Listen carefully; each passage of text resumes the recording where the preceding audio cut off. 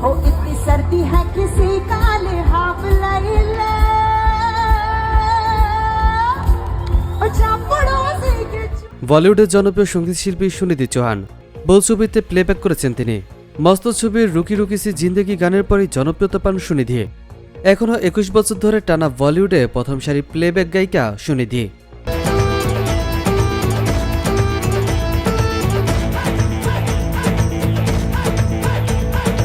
সম্প্রতি ভারতের দুর্গাপুরে একটি কনসার্ট ছিল সুনিধি চৌহানের। সেখানে তিনি যে পোশাক পরে পারফর্ম করেছেন সেটার জন্য রীতিমতো কটাক্ষের শিকার হতে হয়েছে তাকে। সামাজিক মাধ্যমে তাকে নিয়ে করা হচ্ছে কুরুচিপূর্ণ আক্রমণ। সুনিধি চৌহানের একটি ভিডিও সামাজিক মাধ্যমে ভাইরাল হয়। সেটার মন্তব্য ঘরে দৃশ্যমান হয় সুনিধিকে নিয়ে কটাক্ষ ও কাটাছেঁড়া মন্তব্য। ভিডিওটিতে দেখা যায় একদিন দুর্গাপুর থেকে একটি লাইভ করা হয়। সেখানে কমলা রঙের একটি লং টি শার্ট পরে আছেন সুনিধি, সঙ্গে কালো হট প্যান্ট।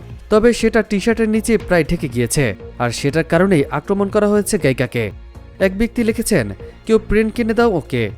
দ্বিতীয় ব্যক্তি লিখেন, এ বাবা তাড়াহুড়ো করে প্যান্ট পরতেই ভুলে গেছে। তৃতীয় ব্যক্তি লিখেছেন, কোনো সন্দেহ নেই তিনি একজন ভালো গায়িকা, কিন্তু পোশাকের রুচি এত খারাপ কেন। চতুর্থ একজন ব্যক্তি লেখেন, এদের প্রোগ্রাম দেখা বন্ধ করুন, কি নির্লজ্জ। এ ধরনের মন্তব্যের বিরোধিতাও করেছেন অনেকে।